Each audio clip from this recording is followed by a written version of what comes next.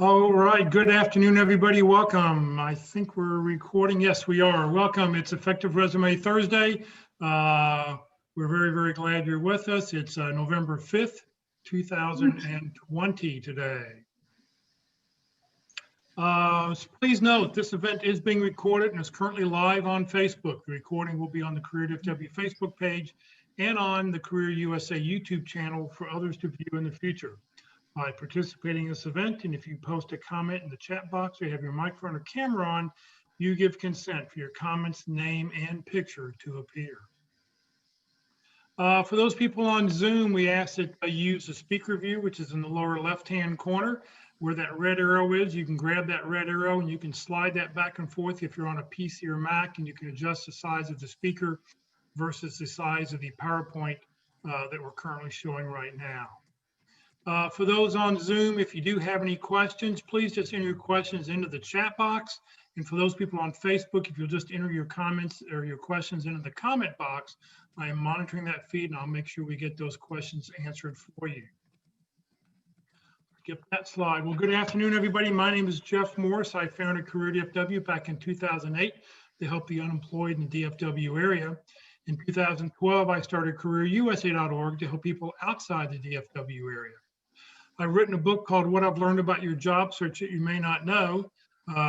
You can, if you want to come by the house, I'll sell it to you for $10 a piece. All the proceeds go to Career DFW. If you want to get on Amazon, it's $15 on Amazon. Since 2007, I've been facilitating and leading the North Dallas Plano Career Focus Group. And since 2017, I've been a member of the practice interview team.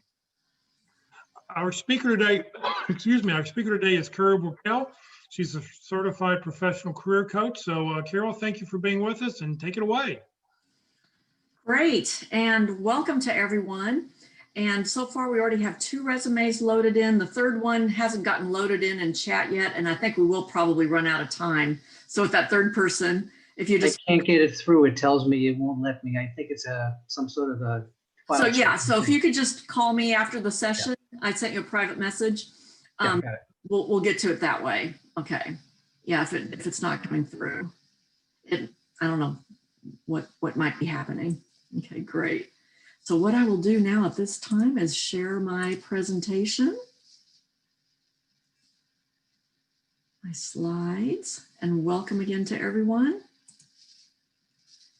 Good, so welcome to Effective Resume Thursdays. And to get started, I'd like for everybody to click on the chat box or the participant box first. And we've already got a lot of people registered in, that's great. And we probably have some people on FaceTime or Facebook Live as well. We've got several people out there as well. So we've got a good group today. If y'all could open your participant box, click the green check mark if you can hear my voice and see the slides okay. Good responsive crowd here today. Good. And then I'm going to clear that question. Give me a green check mark if you have seen Resume Thursdays before, or red X if you've never seen this presentation before. So we have some returnees. I like having some boomerangs come around because we always share updated or new content every time. And then some new folks. That's great.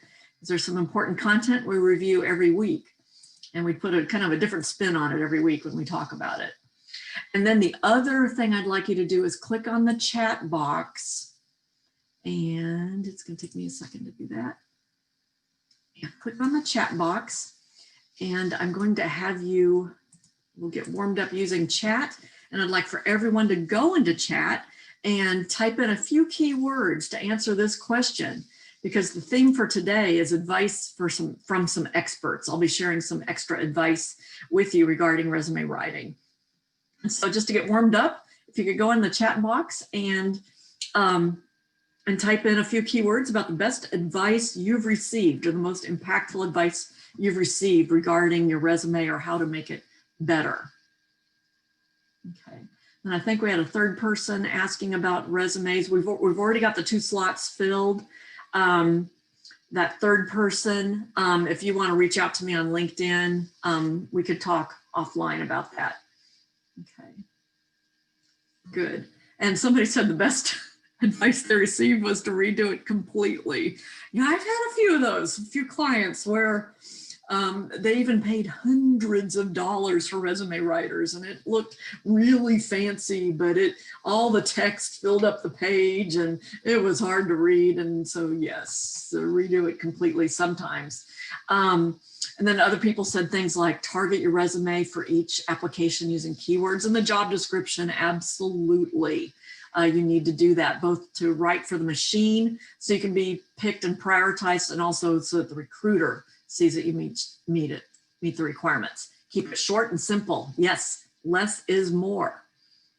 Ask the so what, ask so what. Yeah, we'll talk about the so what game here in a minute.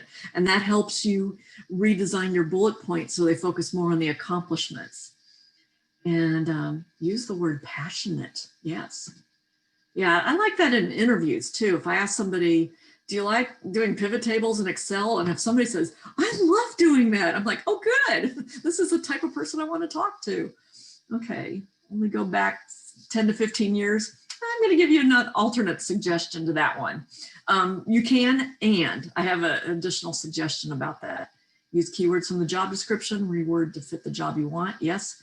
Transferable skills. Don't use the word transferables. Those are skills. Because when I hear somebody in an interview saying, well, I think my skills are transferable to this job, I'm like, oh, that sounds like a lot of work. Just say, I've got skills and I can help you, in that job. So, and then accomplishments in your work history. Yeah, focus on those accomplishments, consolidate expertise in the summary section at the top of the resume. Yes, because that might be the only section a recruiter reads, because we only spend a few seconds looking at resumes. And by way of background, several of you heard my background. I worked for many years as a hiring manager in the IT industry with a company called ATS that was acquired by Hewlett Packard. And then I took early retirement in 2012 because I felt a calling to get a job as a recruiter so I could really learn how the recruiting industry works and walk a mile in a recruiter's shoes to see what it feels like. So that ultimately, my ultimate goal was to become a career coach. And that experience turned out to be so valuable. I worked both in agency and corporate recruiting environments. So I know what it's like to look at hundreds and hundreds of resumes and present the best ones to hiring managers. And I placed people in a variety of different roles. Okay. And then also, like Jeff, I serve as a panelist for the Dallas Pit Crew. That's the practice interview team. And that's a wonderful organization where you can practice your interview skills. And I highly recommend, spend a few hours working on your resume, but also spend a few hours practicing for that interview, because with the interview, that's how you're going to get the job. So that's really important. And we'll share some information about the Pit Crew in the chat box. Highly recommend that. Okay. And then also I'm certified by the Professional Association of Resume Writers and Career Coaches. Had to go through a 12-month training session, and I did it in 3 months because it was so fun. I really liked it. And then I had to take a 70-question essay test, which I just loved. So I'm really a career coaching nerd because all stuff that I enjoyed. So also, since I've worked as a recruiter, I've kept very close in touch with my colleagues at Next Step Recruiting, where I retired from. I do webinars for their candidates, and I just talked with one of the recruiters this morning about some of the hot jobs that they have going. And they have a new job open for a recruiter. So if you're a recruiter, reach out to me on LinkedIn, because they're looking for a couple different recruiting positions, looking to fill some of those. And also they always are hiring for accountants, payroll people, billing, marketing, and HR. So if you meet any of these requirements or any of these broad categories, including accounting, feel free to, or please reach out to me right away on LinkedIn, because Next Step Recruiting has partnered with some companies that are really hiring right now. In fact, they told me they've placed more people in the last 3 months than they did in the prior 12 months. So they're working with a lot of companies in high tech and healthcare industry that are hiring like crazy. So people are hiring right now. So here's our agenda today. We'll review some quick information about applicant tracking systems. And then our theme for today is advice from experts. I'll be sharing some important advice with you regarding resumes. We'll talk about the concept of a master resume, and we'll review some information regarding key components of a resume and formatting. Then applicant tracking systems. These are the systems when you're applying online for a job. What it does is it reads the data in your resume and it parses that data. It pulls it out and pulls it into the database, your name, phone number, your job titles, the dates, the companies you're with. So you don't want to have any special characters in your resume like underlining, boxes, or fancy bullet points. Defaults are okay, but those fancy kind, no, that'll throw off the ATS system and it may not read your data. And also don't use the header or footer section in MS Word because it won't, some systems like Workday won't read that data. And you do want to ensure that you've used some keywords that align with the job description. And you can use online tools such as jobscan.co, and it is correct, CO, to compare your resume to a job description to see how good of a match you have. And then you can also, in fact, you should upload your resume as an attachment as well. And that's the version that the recruiters will look at. And then you can decide, do you want to just upload that same clean version that you had uploaded or maintain a separate version that has underlines and boxes and formatting. I just chose just to have one for simplicity, and that was fine. And then you often do have the opportunity to upload a cover letter, and some hiring managers may look at those. Most recruiters don't have time to look at them. But if you do have the option, it's good to upload it. We have a very simple template you can use for that.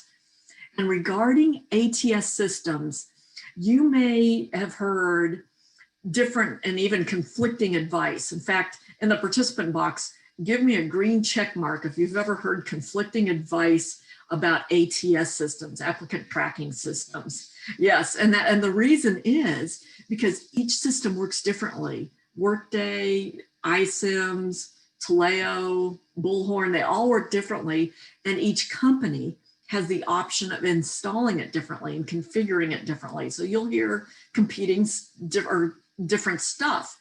So keep the big picture in mind. Basically upload a resume that has no special formatting characters. And then if you have the opportunity, like you would in Workday, or companies that will use Workday, you can then review your information once it's been uploaded just to make sure things got in the right place. And then the most important thing is don't just rely on uploading your resume and applying online. You have to reach out to a person as well to get noticed, because otherwise your chances are only 2% of getting an interview. On a scale of 1 to 100, your chance is only 2% of getting an interview if you just apply online and sit back. So you need to reach out to somebody. When I say somebody, here's 3 different options.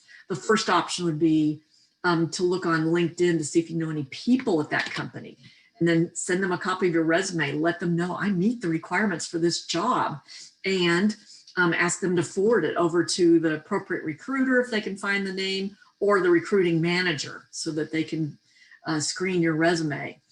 And if you don't know anybody there, then reach out to the recruiter who posted the job, if you can see their name on the job posting, and let them know that you meet the requirements for the job and include the requisition number if you can.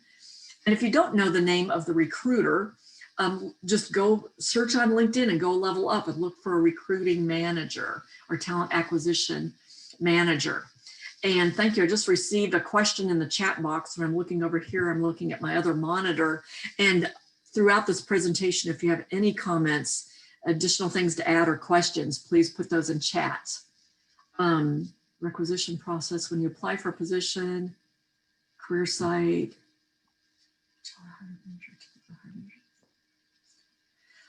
When you apply for a position to an employer's career, typically who views the application? Okay, good question. And that's why I walked a mile in a recruiter's shoes to see what it feels like in a corporate environment and the agency environment. Typically, and especially in larger companies, HR and recruiting people are tasked with screening those initial resumes. In a very small firm, the hiring manager may screen those resumes, but typically it's the recruiter. And when I worked as a corporate recruiter, I can remember hiring managers walking down the hall. Like one time the CFO walked down the hall and said, Carol, I got another one of these resumes. I don't have time to look at it. Can you screen this for me? You know what I'm looking for. Pick the top 5 candidates, get back with me. And he'd get really frustrated because people kept sending him their resumes. But it was our job in recruiting or HR to do that screening for him. So I recommend reaching out to the recruiters first and make friends with those recruiters, because those will be the ones that will advocate for you. So thank you for that question. Now, there may be exceptions to that. If you're networking with a former boss that happens to be a hiring manager, of course, you'd work directly with them, or some small companies maybe, but for the most part, recruiting and HR. Okay. And then now I'm going to share some tips from one of my favorite experts, and that's Gail Houston, who's an executive recruiter in the Dallas area. And she does a lot of webinars and helps teach during the career transition workshops. And I'd asked her one day if she could share with me her top 5 favorite tips about resumes. And she very graciously right away shared, just off the top of her head, her favorite things. And the first one is to include your customized LinkedIn URL on the top of your resume. And when I say customized, LinkedIn kind of defaults to a URL with your name and then a series of numbers. And you can customize that and take out those numbers by going to your profile page on LinkedIn and click on Edit Public Profile and URL. And you can clean that up and put it in your resume. And I recommend just putting it in as text, not a hot link in your resume, because some systems like Workday, it'll foul up the parsing process if you have a live link. But she does like to see the LinkedIn URL on the resumes. And also, she said, add a professional email and the closest city, large city and state. So use a professional email, like mine is raquel.carol@yahoo.com, not Carol likes kitty cats or something. And then also your closest large city, state. If you live in a suburb that people may not recognize the name or know where it is, use the closest large city. Okay. Next one. And make sure you have a focus statement or a title at the top of your resume. For example, if you've been a business analyst and you're applying for a business analyst job, put it right there, top and center. Now, if you're doing a career change, you may have to be a little more creative, or if you're making a slight change, and that might require a conversation with a recruiter or a career coach regarding how to do that. But if you're applying for a job and you've basically done that title, put it top and center of who you are, so that the recruiter can see right away, that's the type of person I'm looking for. And then create an accomplishments-based resume, not tactical responsibilities. And we'll cover that in a moment with our So What game. And be careful with formatting. You don't want it so crowded that a recruiter can't easily read it. And then she recommends 2 pages if you're an experienced professional. There might be some situations, highly technical jobs or government jobs, where it might be longer, but many recruiters like Gail recommend 2 pages. So I thought that was great advice from her. And then also Glassdoor has posted some tips regarding resumes, and you can Google this article. Just Google Glassdoor resume tips you haven't heard before, and you can read the full article. But basically what it is they say to only include your location, city and state, if it works in your favor. Like if you're looking for you live in Dallas and you're looking for something in the Dallas area, put Dallas, or if you live kind of in the Dallas area. Now, if you're hoping to get a job in Portland, Oregon, probably leave off your city and state, make it look a little more open, because otherwise recruiters may tend to not call you because they'd be worried you want relocation dollars. And then be a name dropper. If you've worked for some great clients, if you have their permission, use those names in your resume. And because sometimes recruiters search for people that have worked with or for several, particular companies. And They also mentioned go back to or think back to some of your performance reviews and think back on what your bosses have said about you and use some of those key words in your performance reviews or key accomplishments. That might be a good source of information when you're thinking about what were my accomplishments? What are my strengths? Because when you're going through job search mode, we tend to beat ourselves up. And so sometimes it's nice to reflect on what have been your successes and your accomplishments, and performance reviews can be a good source for that. And then don't go overboards with keywords. Recruiters can spot keyword stuffing. So you don't want to copy and paste a big long sentence from a job description and put it in your resume or put it in white font at the bottom of your resume.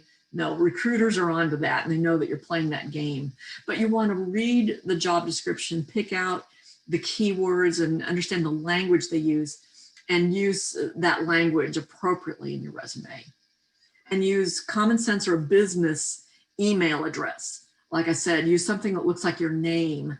Just the other day, just 2 days ago, somebody sent me an email and I thought it was spam. It was some goofy email address and I didn't look at it.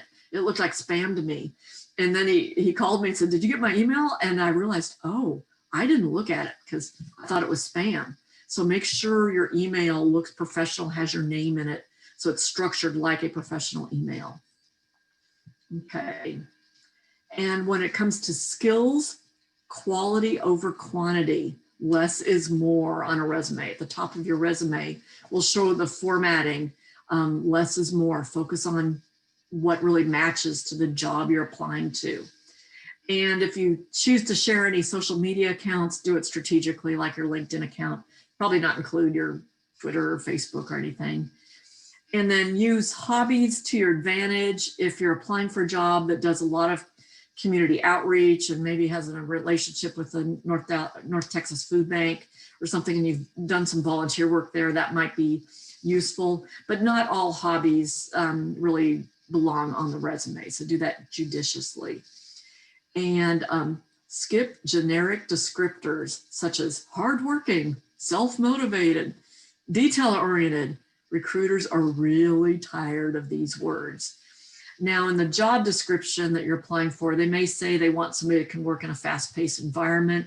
You may want to mention that if they specifically call out some unique business skill they're looking for, you may put that in your summary paragraph, but don't use these overused words in your areas of expertise. Focus on more professional skills that are required for the job. Yeah, everybody needs to be hardworking and self-motivated and detail-oriented, so don't use those kind of words.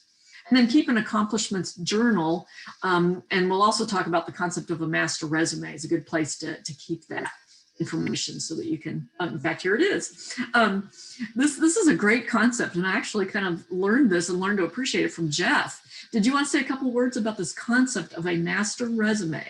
All right, thank you. I mean, the way I look at it, make it easy on yourself. You should go and generate a resume that has everything on it since you graduated high school, and include anything jobs you had in high school if they're relevant.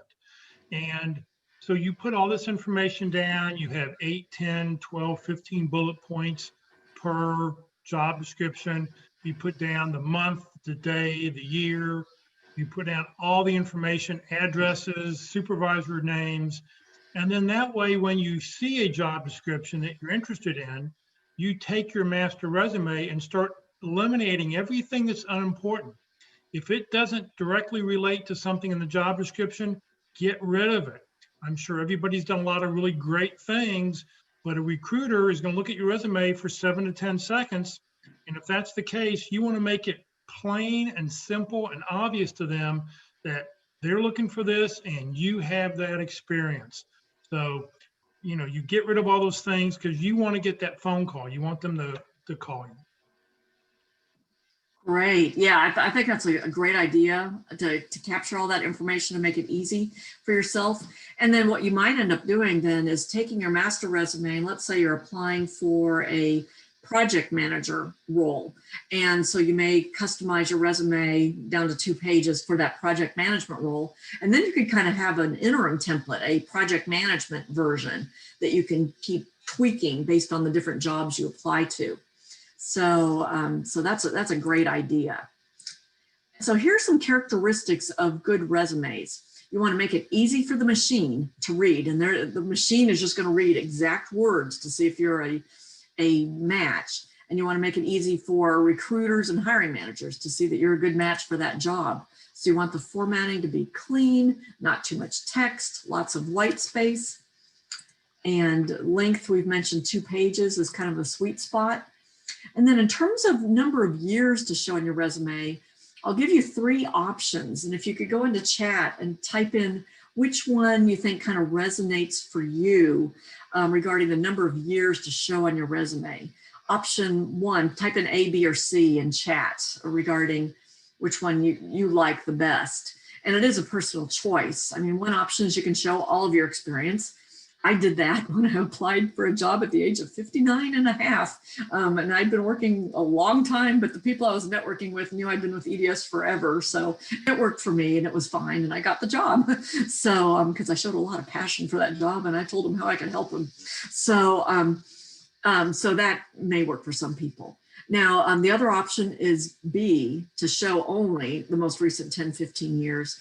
And when I was a recruiter, I saw a lot of resumes like that. And people told me, yeah, I cut it off at 15 years because I didn't want to look too old. People actually said that. And it looked like they were cut off. And if I asked them a question about something and they referred to a company that wasn't on their resume, it would cause confusion. So, or refer to some skill or industry that's not on the resume. It just caused confusion. It looked like something was missing. It made me wonder, what else are they hiding? And the hiring managers started thinking, what's the full story here? So the other option is C, to show details about the most recent 10, 15, or maybe even 20 years, but then have a section that says prior relevant experience. And then you can list the company names and just your titles. You don't even have to put the dates, just to show that full picture of where you have experience. So that's a good option, I think. And I see a lot of people have done C, quite a few people have done B. I would be careful about that. And somebody said sometimes A is needed. Yeah, sometimes you do have to use A. Yeah. Okay. Good. So thank you for that. And it is a personal choice. And you'll hear lots of advice about resumes. And I'm offering you my advice based on my experience. But it's up to you to just sift through the advice and apply what works best for you, for your situation. It's all very personal choice. We do have a question in the chat. What if the majority of your experience isn't relevant? I have 10 years, but only 2 or 3 for the position. That might require a little bit of a conversation because you might think you don't have relevant experience, but maybe there are some skills. It could be.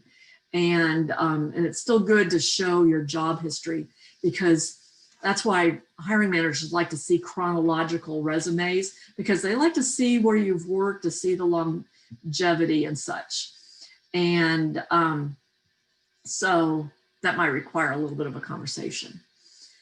Okay, and then regarding key components of a resume, somebody has their software skills listed on the first page. That kind of depends. If the job description, if they're requiring a lot of software and it's a really software intensive job, you may want to list that on the front page. A lot of people put it at the bottom underneath education.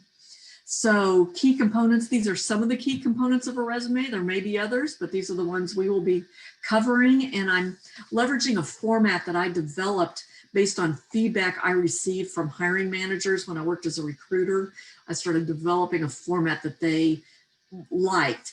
And also it matches the format when I got certified through the Professional Association of Resume Writers. It matches their format, and it also matches one of the formats that's taught in the career transition workshops. Good. And we're sharing a sample template and a sample cover letter in the chat box right now. So we'll walk through these key components. Obviously the heading with your name and 4 types of contact information, phone number, closest city. You can use the zip code if you wish. Some recruiters search on that. And you do not need to include, in fact, you should not include your street address. and include your email, professional email address, and your LinkedIn. Summary profile is so important. It's a summary. It's not an objective about what you're seeking. It's about who you are as a professional, leveraging the keywords that are used in that job description. And then I love the section called areas of expertise that lists keywords again that align to the job. So the top three across the top and the first column should really closely align to the jobs that you're applying to. And you can modify, in fact, you should modify these every time you apply for a job. And then an optional section after that, you can list overall in your career some key accomplishments, especially if you're applying for a role that's very quantitative or target driven, like sales, business development, recruiting, or even some financial jobs. This could be an important optional section of your resume. And then you go into your professional experience, and it's good to have this really clean with the company name, city, state, and then the dates that you were at the company, and then bullet points for the job. And for jobs in the past, please make sure your verbs are in the past tense. Just yesterday, this happens every day that I look at somebody's resume. They had a mixture of past, present, ing, verbs that ended in S, just a whole mishmash. And I've had hiring managers throw those away because they're looking for attention to detail. So if you're still working, most of your verbs may be in the present tense, but if you completed a project, there might be a couple that are in the past tense if it's a completed project. And for every job, you don't want to list 15 or 20 like you would in your master resume. You want to focus on the approximately 5 to 8 most impactful bullet points relating to the jobs that you're applying to. And they should focus on results and accomplishments and not sound like a job description. And here's how you can get your bullet points to sound more like an accomplishment rather than just a task or list of responsibilities. And that's by playing the so what game that somebody had remembered and mentioned. And this is an actual example. Somebody I was coaching who was a business analyst had a bullet point under one of their jobs that said they developed Visual Basic programs to automate the conversion of data, which was kind of neat. But I asked, so what? What was the result? What was the outcome? What was the impact? And he said, oh, there was an impact. It resulted in reducing the data migration time. It eliminated errors and increased the stakeholder confidence. So those are much stronger verbs. So he switched around his bullet point to start with those stronger verbs that show the results and the accomplishment, really, that he reduced the data migration time. He eliminated errors and increased stakeholder confidence by developing that Visual Basic program. So if you go through your resume and ask yourself, so what, next to bullet points, in many cases, you'll be able to do that and then really identify stronger verbs to use on your resume.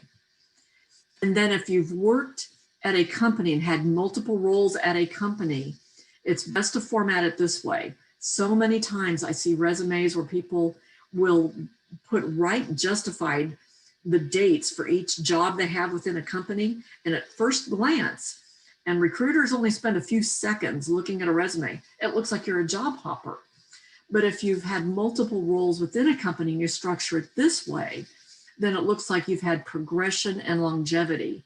So what we recommend is to put the full time you're with the company up here, and then for every role that you've had, put the dates in parentheses just right next to the role name. And that way it tells a better story, shows the longevity, and shows the progression. And it doesn't make you look like a job hopper. And then if your company has been acquired or merged or changed their names, there's a couple different ways of handling that. You have the current name followed by the old name with the date of the merger. And for example, when I retired from Hewlett Packard, it was actually called Hewlett Packard Enterprise Services. So that's what I put on my resume, and I put formerly ATS in case people recognize that.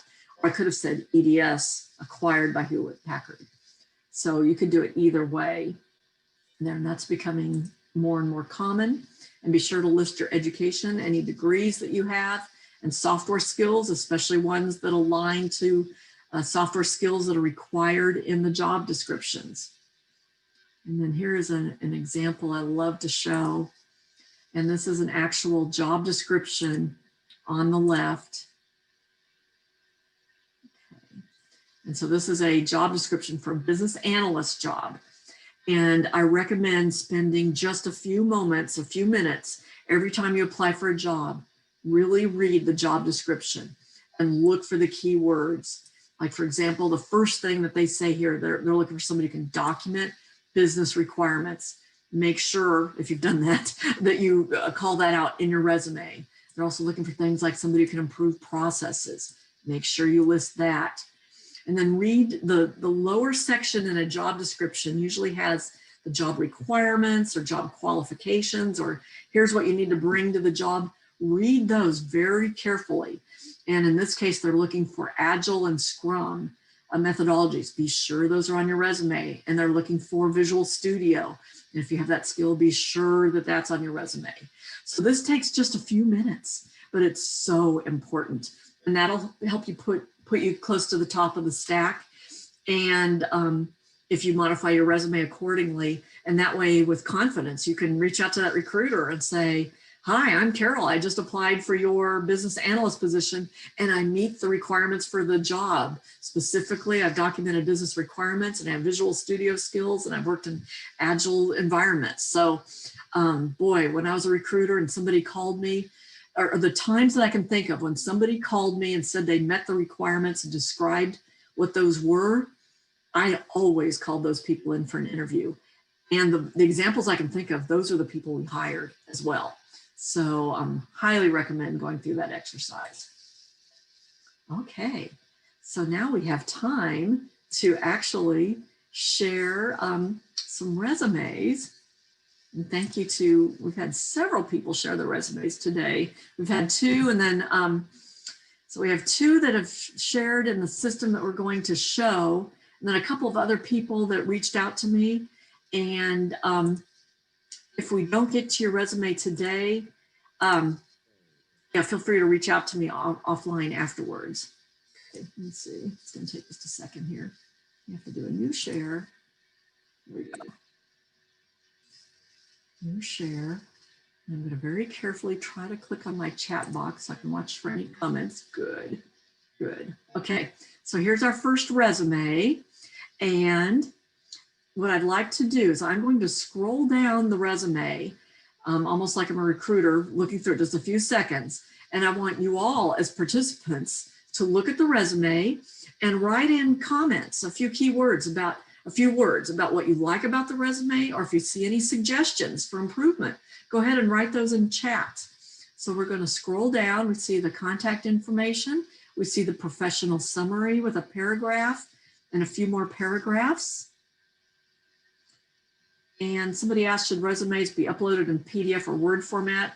For us, it's kind of best for this webinar, it's best to do PDF because then your formatting will be protected the way you intended it to see. When you're uploading it into an ATS, you want to use MS Word because Workday doesn't read PDFs very well. And then when you send it to a recruiter, PDF is better. So it's kind of both. The main thing to remember is when you're uploading it into an ATS, keep it in the native MS Word format so it can parse your data.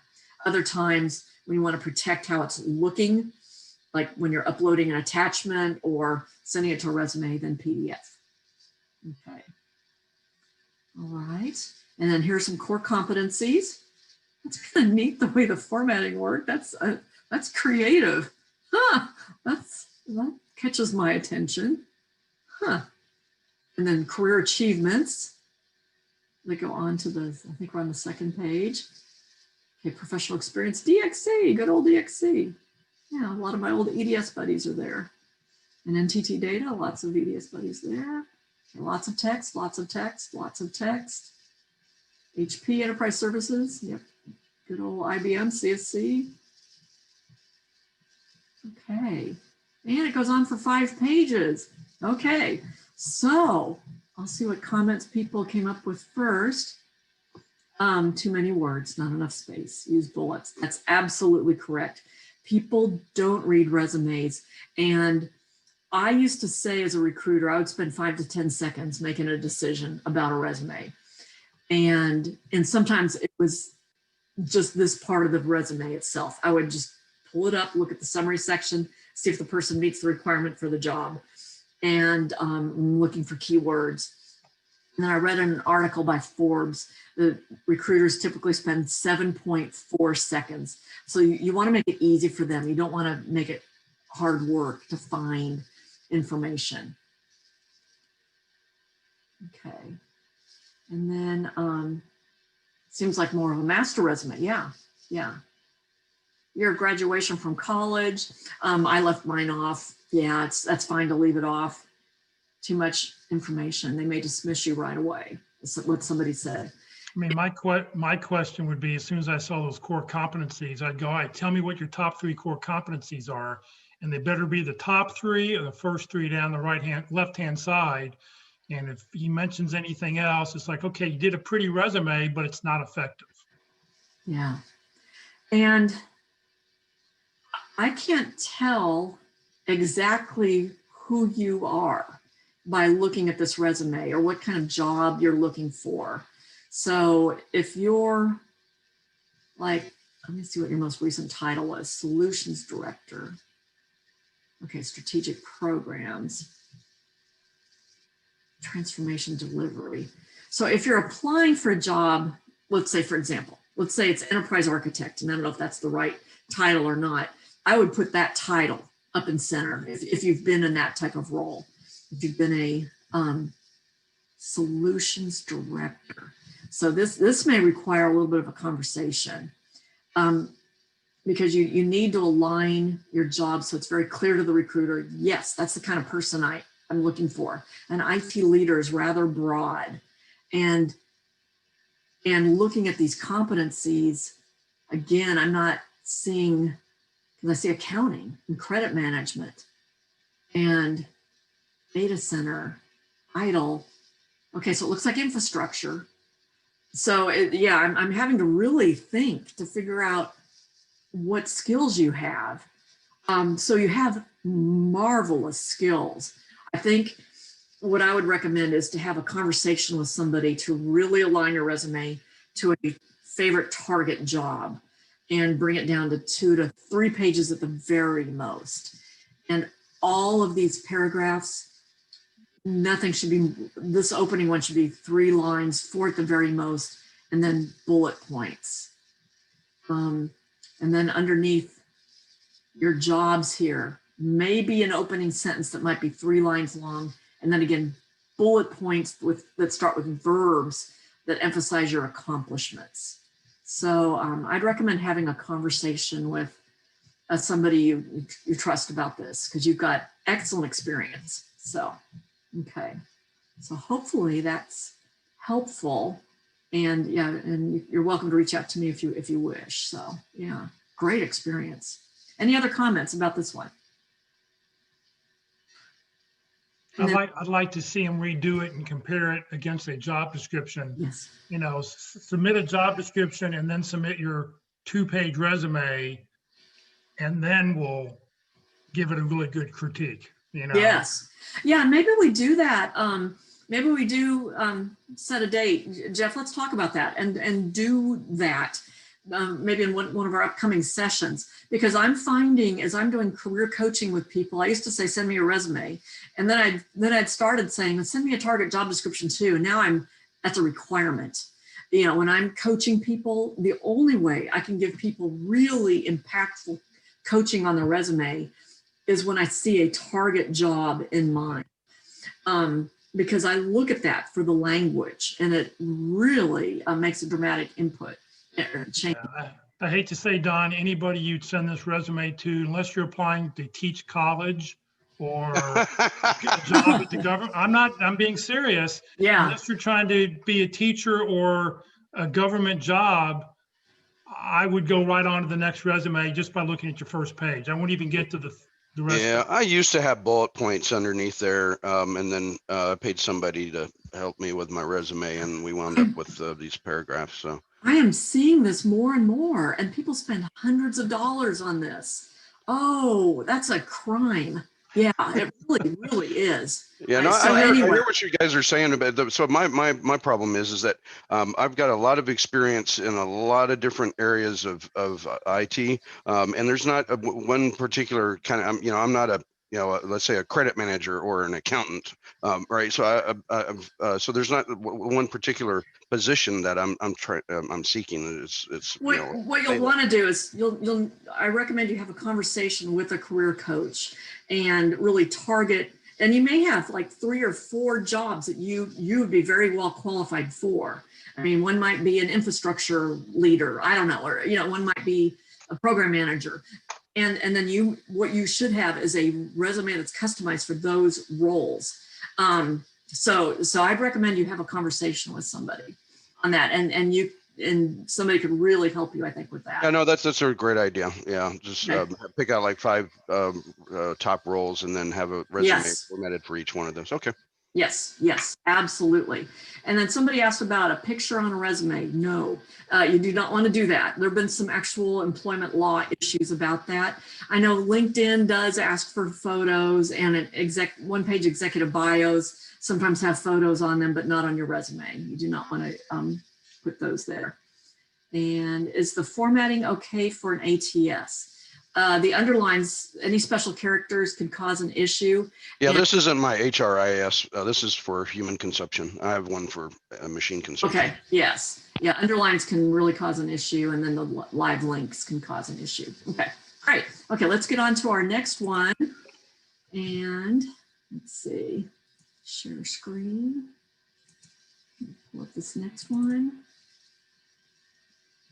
It's a second, it's loading, it's thinking. Okay, new share. Carol, I put the PDF version for you in the chat. Yeah, I did put the PDF version in there. I see all of that. Okay. You see it? I'm gonna have to load it again. Sometimes Zoom kicks me out if it thinks I'm working too hard or something. I don't know what it thinks I'm doing, but here we go. Because I was always told to upload a resume in Word, but I see the consequences. Yeah, upload. Yes, upload. Yes. I might be looking at your native Word one right now, but for the sake of time, we'll just use that. So once again, what I will do is scroll down through it, and if people can make comments, things you like about the resume and any suggestions in the chat box. And okay, so we've got the introductory information at the top. Good. And then a summary, opening summary with some bullet points. Looks like some apples and oranges, some skills and software. Okay. Experience. Okay. Additional relevant experience. Okay. Education. Board. Wow. Well, looks like you're too busy on all those boards to work for me. That's my first reaction. I'd be careful about that. I mean, those are wonderful, but reaction is, oh, you don't have time to work for my job. Yeah. Yeah. Yeah. So that, One thing you could do if you're really actively serving as a leader somewhere, if you end up with a gap on your resume from August, what you could do on your resume, add a line that says community leadership and say August or 2020 or 2020 to present, and then list just a couple bullet points of things you're doing in the community. And that makes your resume valuable. And even though you've had a gap since August, you're doing some valuable things in the community. So that's a creative way of filling that gap and leveraging all that wonderful work that you're doing. And then you have to be careful in an interview. People will say, are you gonna be so busy doing that stuff that you won't be able to do this job? Okay, so see if any comments. I don't see any comments from any of the participants. Once again, I would say hiring managers do not read paragraphs that are more than 3 lines. And somebody said make a separate section for software. Yes, absolutely. So I'd cut this down to 3 lines, and I would just left justify it, don't left right justify it. It adds issues with the spacing.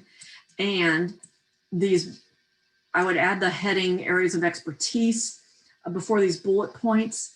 And I would just have 9 of them. That's the sweet spot. If you absolutely need 12, especially to align to jobs that you're applying for, maybe 12. And you don't want apples and oranges like you have.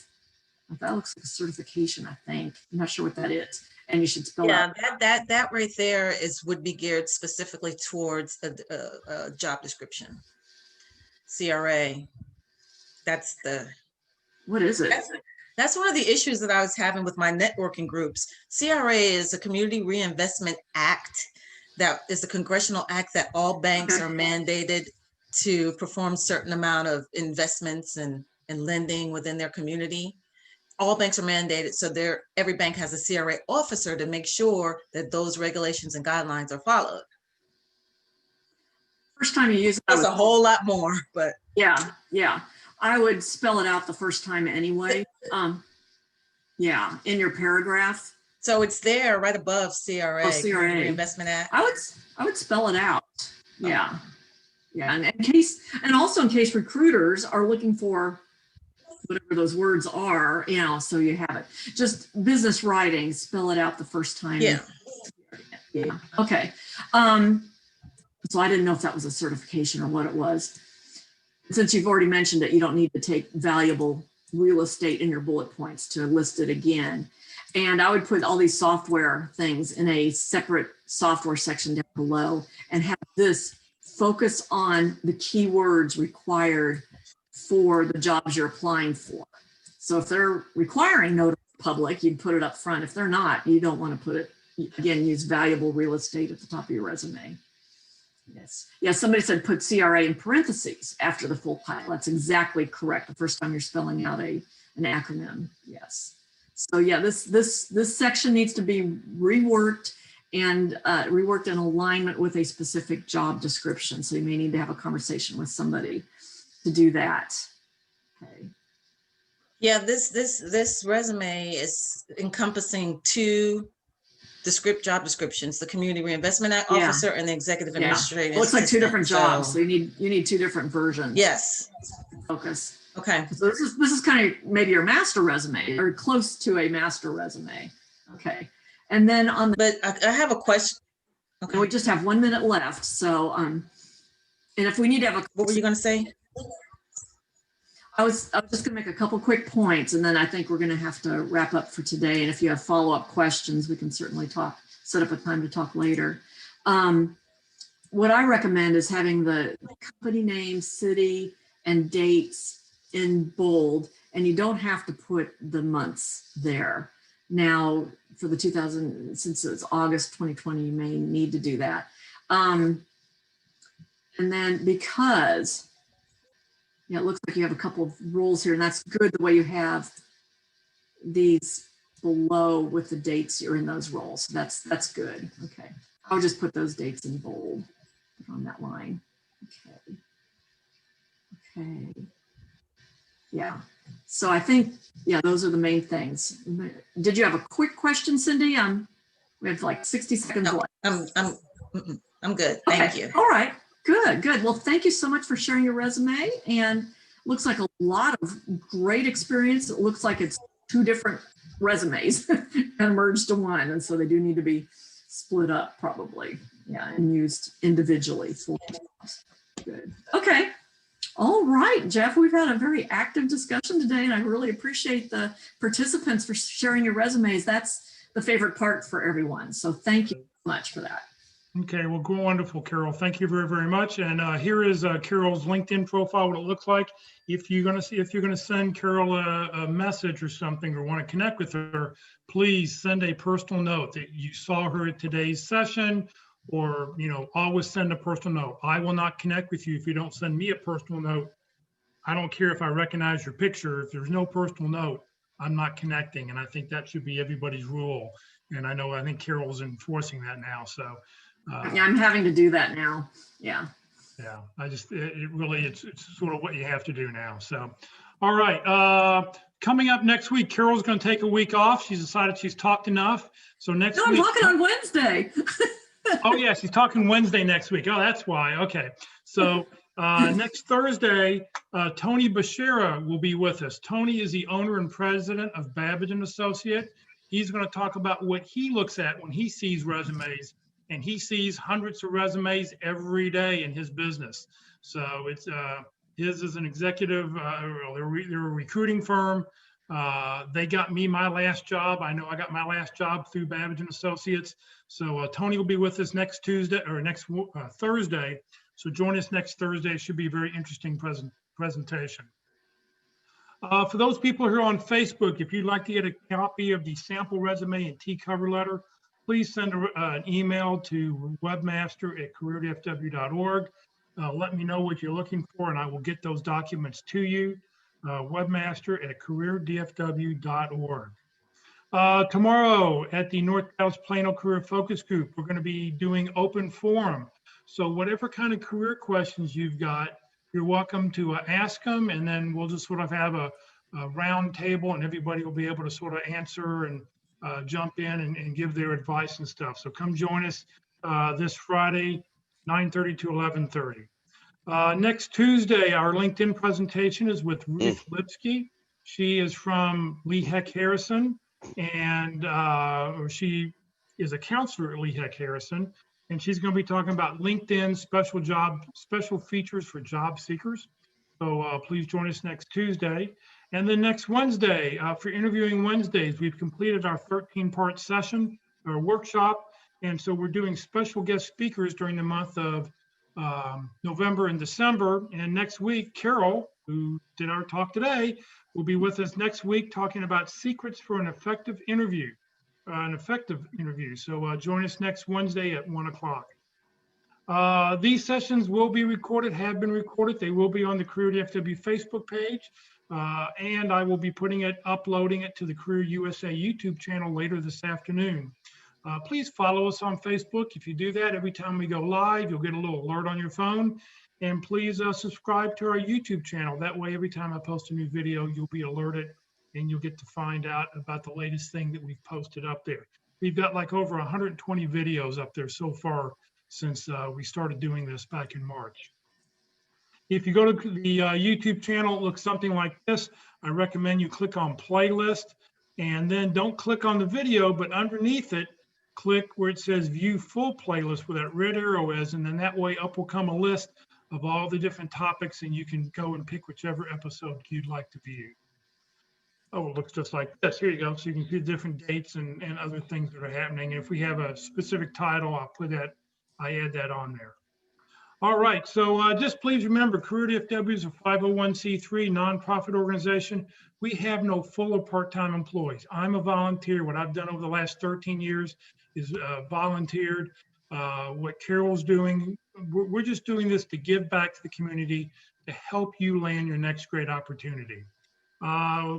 We survive on donations. That's how Career DFW survives. Hopefully that when you land your next great opportunity that you will make a donation so we can continue to do what we're doing. If your company happens to offer matching donations, please, please, please look us up. Allow your donation to double in value.